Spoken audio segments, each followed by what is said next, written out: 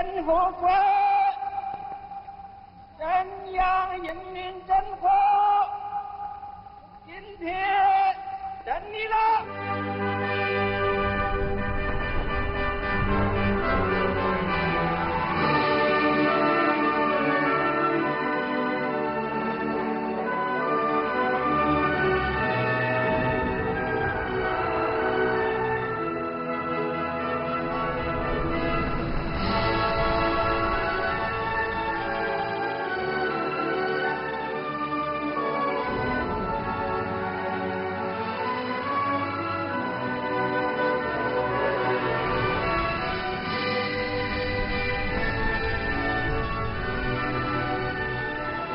为建设富强、民主、文明、和谐、美丽的社会主义现代化强国努力奋斗。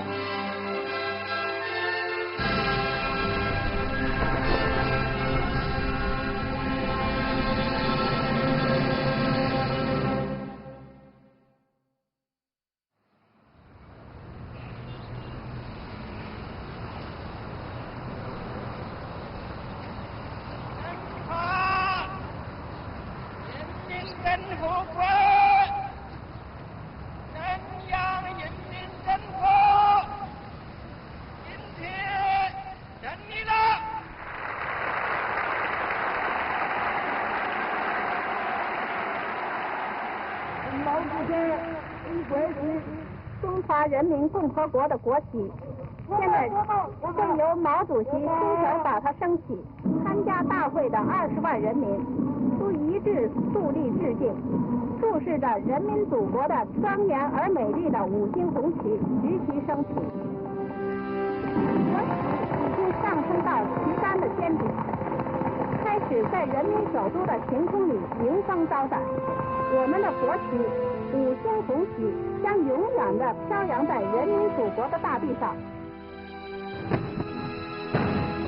Une salve de 28 coups de canon symbolise la lutte sanglante qu'a menée le Parti communiste chinois au cours des 28 ans depuis sa création.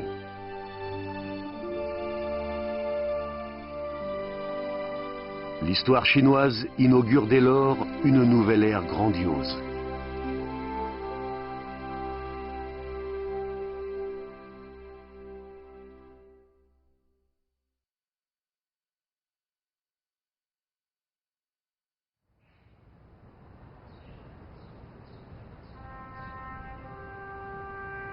Dans le fleuve de l'histoire impétueux, la nation chinoise a été pendant longtemps à la pointe du monde, en créant une splendide civilisation chinoise et en apportant une contribution indélébile au développement de l'humanité. Elle est devenue ainsi une grande nation dans le monde. Au milieu du XIXe siècle, la guerre de l'opium humiliante a changé le destin de la Chine. Au cours des 70 années entre 1840 et 1911, le gouvernement des Qing a été forcé de signer avec les puissances occidentales plus de 400 traités inégaux. À elle seule, l'indemnité payée dans le cadre du traité de 1901 a atteint 450 millions de taels. Le montant total, avec les intérêts, a frôlé 1 milliard de taels. Cela équivaut aux recettes fiscales du gouvernement des Qing pendant 12 ans. La Chine a progressivement sombré dans le gouffre de la société semi-coloniale et semi-féodale. Pour le renouveau national, d'innombrables hommes de bonne volonté, indomptables en toutes circonstances, ont mené une lutte héroïque, les uns après les autres. La révolution de 1911, dirigée par Sun Yat-sen, a mis fin à la monarchie absolue dominant la Chine depuis des milliers d'années. Mais elle n'a pas permis de changer ni la nature semi-coloniale et semi-féodale de la Chine, ni le destin tragique du peuple chinois. Les salves de la révolution d'octobre ont apporté à la Chine le marxisme-léninisme. Il y a 100 ans, le mouvement du 4 mai a fait date.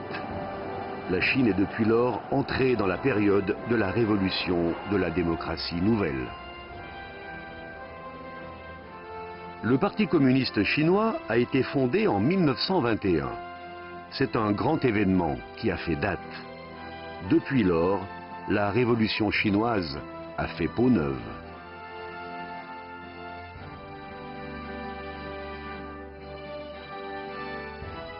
L'insurrection de Nanchang a tiré le premier coup de feu contre les réactionnaires du Kuomintang. La base révolutionnaire de Jingganchang a été établie. La révolution chinoise s'engageait désormais dans une bonne voie. Les nouvelles forces s'avéraient prometteuses. L'armée rouge a parcouru 12 500 km, franchissant des montagnes enneigées et traversant des plaines. Une épopée héroïque marquait l'histoire humaine. Le Parti communiste chinois a promu l'engagement de toute la nation dans la guerre de résistance, a établi des bases contre l'agression japonaise et a mené la guérilla derrière les lignes ennemies. Cela a fait sombrer les ennemis dans un malheur infini. Dans la guerre de libération nationale, l'armée populaire, avec mille et fusils, a vaincu l'ennemi muni de l'avion et du canon et a émancipé les masses populaires. Dans la guerre révolutionnaire de longue date, le PCC a enduré de dures épreuves et payé un prix considérable, ce qui est rarement vu dans l'histoire du monde. Après 28 ans de lutte sanglante, la lueur de l'aurore de la Chine nouvelle est enfin apparue à l'horizon de l'Orient. Shibeipo se situe au pied du mont Taehang et au bord de la rivière Hutuo. C'est ici le dernier poste de commandement rural à partir duquel le PCC dirigeait la révolution chinoise. Dans cet humble commandement rural, Mao Tse-tung et ses camarades ont commandé la bataille décisive inédite dans l'histoire de la guerre de la Chine et rare dans l'histoire de la guerre mondiale. Il n'y avait pas de crayon rouge et bleu à l'époque. La situation opérationnelle a été marquée sur cette carte avec de la laine rouge et bleue. Zhou Enlai a dit un jour avec humour: « Nous n'avons pas envoyé de soldats, ni d'armes, ni de céréales. Nous avons envoyé tous les jours des télégrammes et réussi à vaincre le Kuomintang. »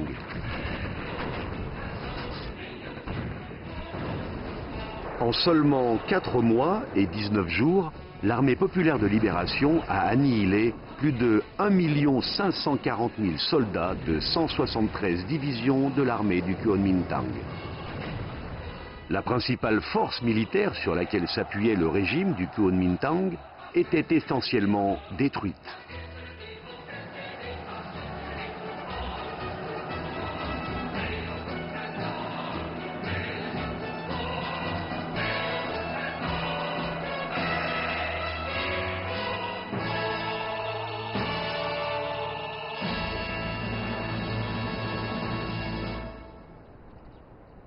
Mars 1949. Le deuxième plénum du 7e comité central du PCC s'est tenu à Shibeipo. Lors de la réunion, Mao Tse-tung a déclaré « La conquête de la victoire sur le plan national n'est que le premier pas d'une longue marche de 10 000 lis. Assurons-nous que nos camarades restent modestes et prudents et ne soient ni présomptueux ni irréfléchis dans leur style de travail.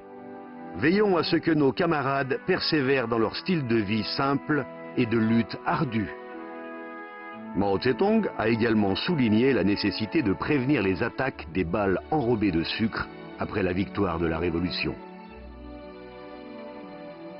Au petit matin du 23 mars 1949, le comité central du Parti communiste chinois a été transféré de Shibeipo à Beiping. Des rayons du soleil levant jonchaient la route. Mao Tse-tung a jeté un regard significatif à ce beau village de montagne. Il a dit à Zhou Enlai: « Aujourd'hui, nous allons à Beiping. Nous passerons un examen. »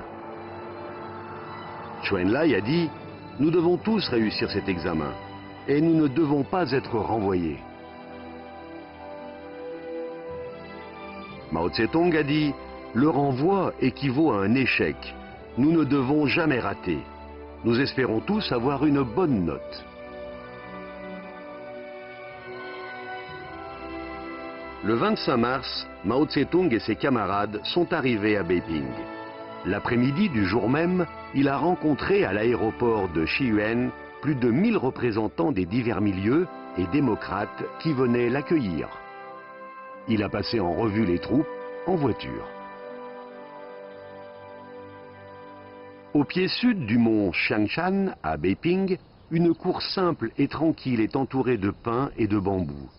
Voici la villa Chuanxing, un site historique qui témoigne de la préparation de la nouvelle conférence consultative politique du peuple chinois pour fonder la Chine nouvelle. C'est ici que le président Mao Tse-tung et le commandant en chef Zhu De ont donné l'ordre d'avance générale dans tout le pays. C'est aussi ici que Mao Tse-tung a écrit un poème d'un style exubérant, « L'armée populaire de libération conquiert Nanjing ».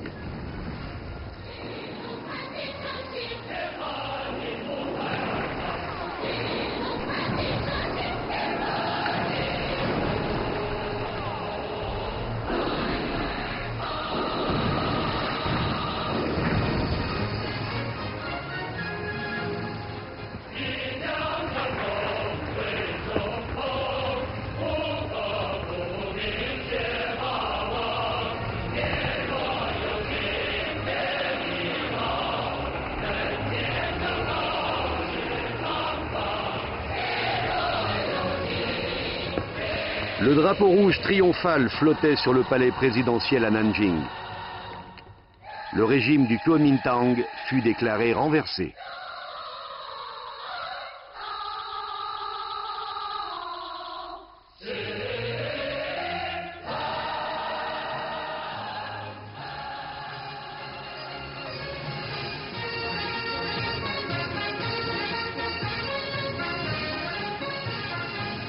L'armée populaire de libération se dirigeait vers le sud du pays en libérant des villes et des villages.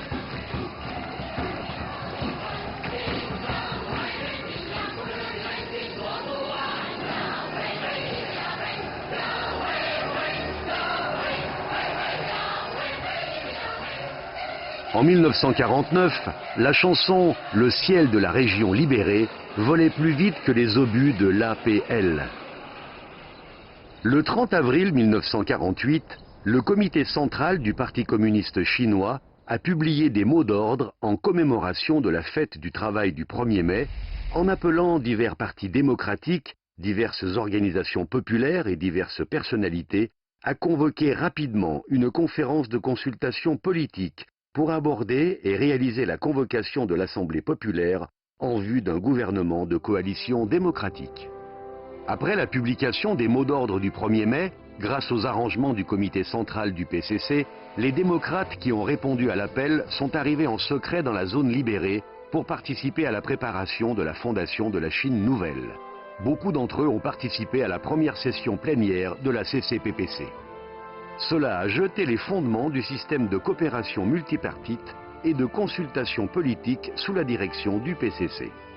Le 1er mai 1949, au palais d'été, Mao Tse-tung et Liu Yazhi se promenaient en bateau sur le lac en discutant en toute franchise des changements historiques. Liu Yazhi a dit « La victoire d'aujourd'hui, c'est ce que nous attendons depuis longtemps. Cependant, nous ne nous attendions pas à une victoire aussi rapide. Nous ne savons pas quel bon stratagème le président Mao a utilisé. » Mao Tse-tung lui a répondu « Il n'y a pas de bon stratagème dans la bataille. Le soutien du peuple est le meilleur stratagème. 1 million de nos soldats ont traversé le Yangtze. Sans le fort soutien du peuple, nous n'aurions pas réussi. »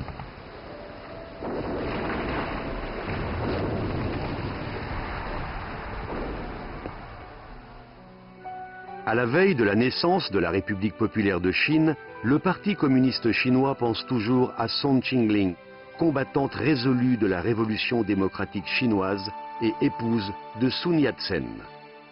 Au début de 1949, Mao Tse-tung et Zhou Enlai lui ont écrit une lettre l'invitant à se rendre à Beijing pour discuter des affaires de l'État. Mais depuis le décès de Sun Yat-sen à Beijing en 1925, Song Qingling ne voulait pas fouler le sol de cet endroit triste. La conférence de consultation politique aurait lieu bientôt. Deng Yingchao s'est rendu spécialement à Shanghai avec les lettres écrites des mains de Mao Tse-tung et de Zhou Enlai pour rencontrer Song Qingling. Après mûre réflexion, Song Qingling est venu à Beiping en train. Mao Tse-tung, Zhu De, Zhou Enlai, entre autres, l'ont attendu sur le quai. Mao Tse-tung est monté dans le train pour l'accueillir.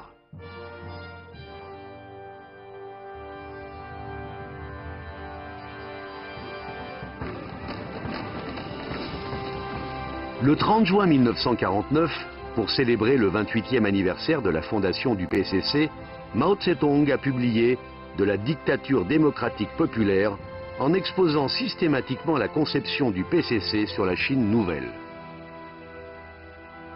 Le document dit que notre expérience peut se résumer en un point. La dictature démocratique populaire placée sous la direction des classes ouvrières par l'intermédiaire du Parti communiste est basée sur l'alliance des ouvriers et des paysans. Cette dictature doit s'unir avec les forces révolutionnaires internationales. Ce document important a jeté les fondements théoriques et politiques de la fondation de la Chine nouvelle.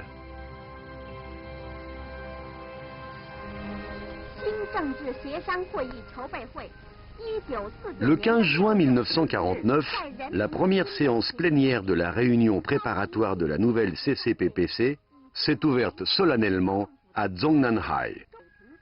Les délégués étaient rayonnants de joie et de vigueur. Une ambiance toute nouvelle régnait.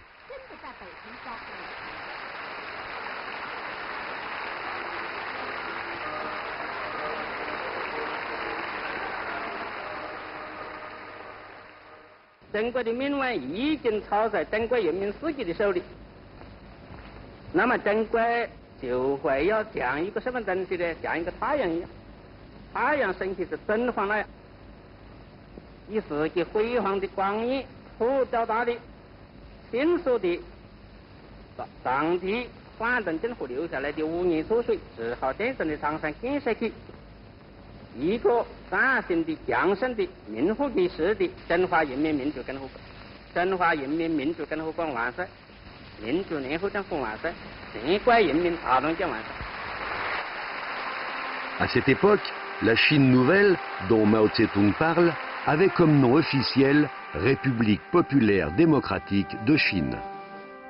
Lors de la réunion préparatoire suivante de la CCPPC, certains délégués ont suggéré « Les termes démocratique et république ont le même sens et incarnent tous deux la démocratie. Pour décrire un pays, il vaut mieux utiliser le terme république ». Après discussion, les délégués ont convenu d'adopter République populaire de Chine comme nom officiel du pays. Le nom officiel de la Chine nouvelle a ainsi été défini. À partir de fin juin, Zhou Enlai a passé une semaine à rédiger le programme d'édification de la nation. Après de nombreuses discussions et révisions, ce programme a été officiellement nommé Programme commun de la conférence consultative politique du peuple chinois. Le programme commun a établi la dictature démocratique populaire comme régime étatique de la Chine nouvelle et le système d'assemblée populaire comme structure politique. Le programme commun stipule également l'application de l'autonomie régionale dans diverses régions peuplées d'ethnies minoritaires. Le peuple est le maître de la Chine nouvelle. L'emblème national a également été conçu par le peuple. En juillet 1949, des appels ont été lancés à travers les journaux et les radios pour recueillir des motifs d'emblèmes et du drapeau national, ainsi que les paroles de l'hymne national de la Chine nouvelle.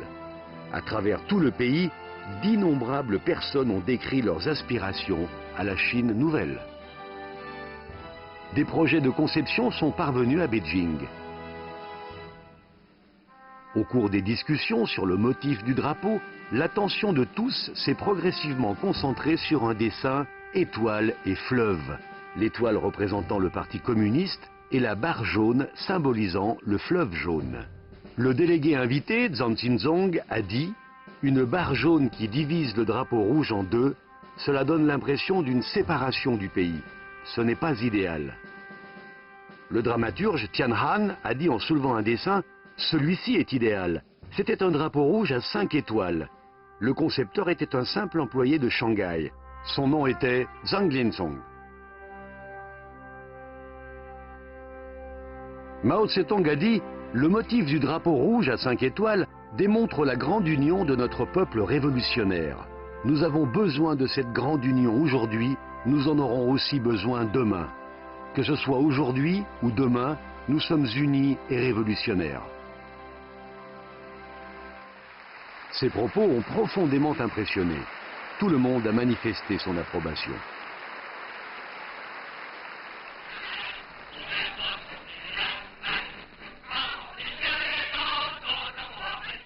Au cours de la sélection de l'hymne national, Ma Shilun, Xu Beihong et d'autres délégués ont suggéré d'adopter la Marche des volontaires, une chanson composée pour le film Children of Troubled Times, sorti en 1935.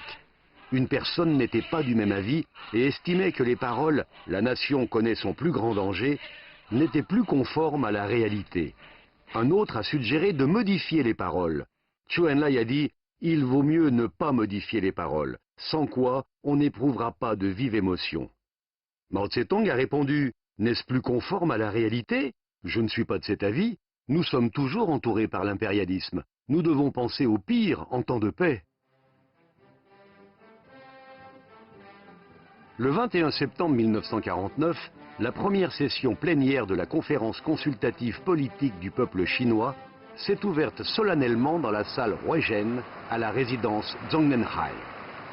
La fanfare, les salves et les applaudissements ont duré avec enthousiasme pendant 5 minutes.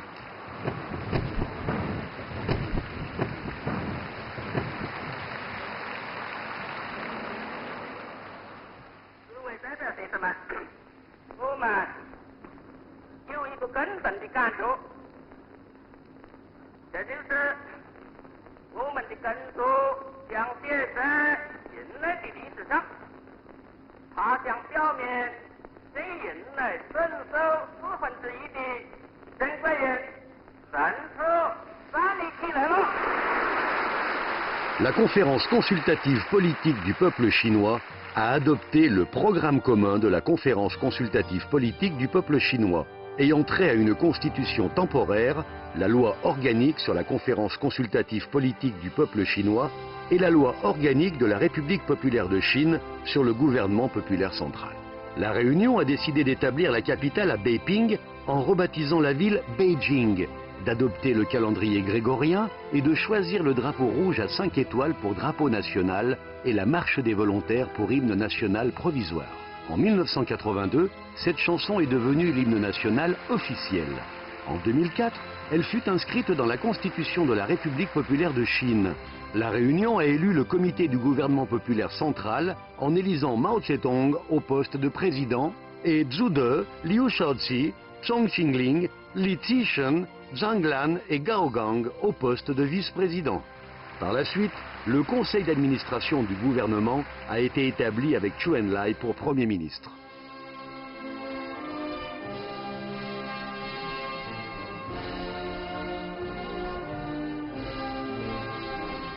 Une concorde parfaite règne dans le pays.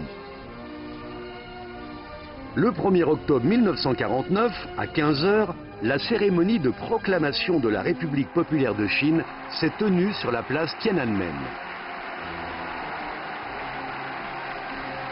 Sur la porte Tiananmen, Mao Tse-tung a solennellement proclamé la République populaire de Chine.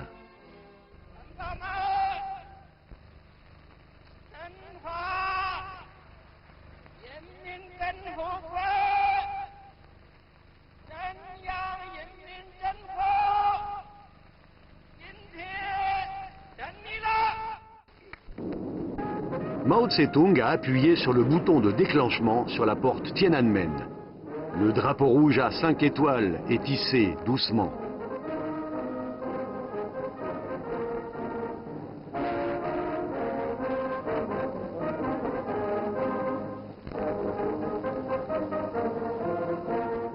现在阅兵典礼就要开始了。现在朱总司令离开了阅兵台，坐着汽车到了桥的南面。 Le défilé commence. Le commandant en chef, Zhude, en voiture, passe en revue les 3 armées de l'armée populaire de libération.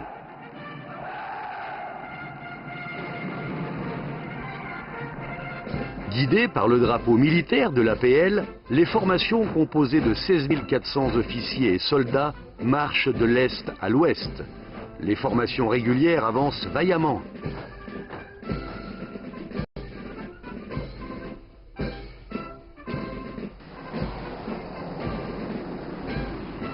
Les avions de l'armée de l'air survolent la place Tiananmen. Les journalistes étrangers présents sur place envoient immédiatement une dépêche. 26 avions sont à la parade. En réalité, seuls 17 avions étaient à la parade. 9 avions de combat en escadrille en tête de la formation ont fait un tour dans l'air pour rejoindre la formation. Afin de prévenir les frappes aériennes des avions ennemis, 4 chasseurs volaient avec des munitions.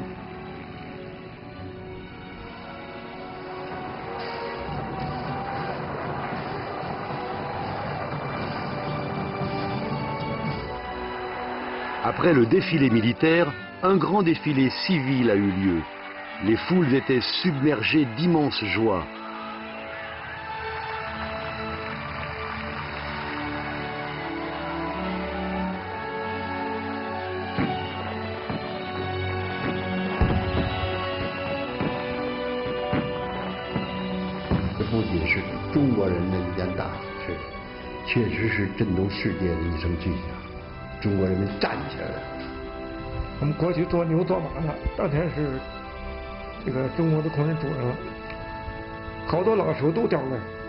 从1840年开始，你说多少年了吧？109年，就是中国人民前仆后继呀，是不是啊？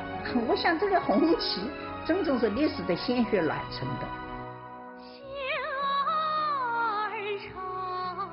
Quand la Chine nouvelle a été fondée, beaucoup de régions n'étaient pas encore complètement libérées. C'était l'obscurité avant l'aube. Dans les prisons de Begongguan et de Zhazedong, gérées par le Kuomintang à Chongqing, des communistes et révolutionnaires mis en détention ont brodé un drapeau rouge avec émotion et enthousiasme en aspirant à la Chine nouvelle.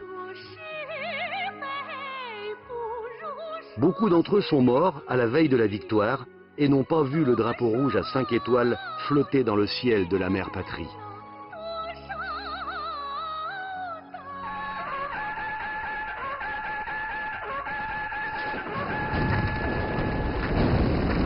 L'armée populaire de libération continue d'avancer vers l'ensemble du pays en écrasant l'ennemi facilement. La première armée de campagne marche vers le nord-ouest. La deuxième armée de campagne marche vers le sud-ouest. La troisième armée de campagne marche vers le sud-est. La quatrième armée de campagne marche vers le centre-sud. Fin décembre, toute la partie continentale de la Chine, à l'exception du Tibet, a été libérée. La naissance de la Chine nouvelle a inauguré une nouvelle ère pour le développement de l'histoire chinoise.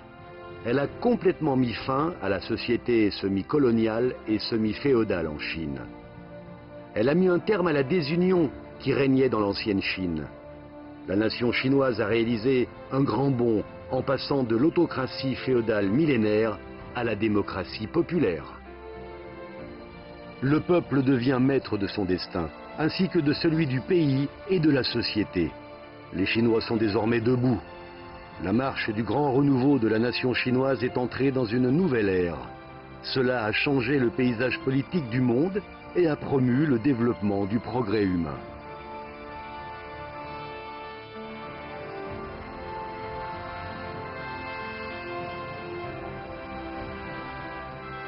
Par la mort des martyrs, nos cœurs sont endurcis, résolus à remuer ciel et terre. Pour une Chine nouvelle, d'innombrables prédécesseurs révolutionnaires ont fait d'énormes sacrifices.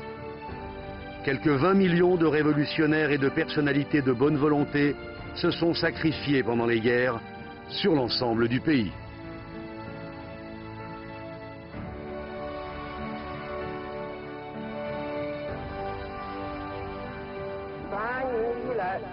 的人民解放先生和人民革命军牺牲的人民英雄们问罪不休。30年以来，在人民解放先生和人民革命军牺牲的人民英雄们问罪不休。就是上溯到1850年，陈老时期，为了反对内外敌人，争取民族独立和人民自由幸福，在历史斗争中牺牲的人民英雄们问罪不休。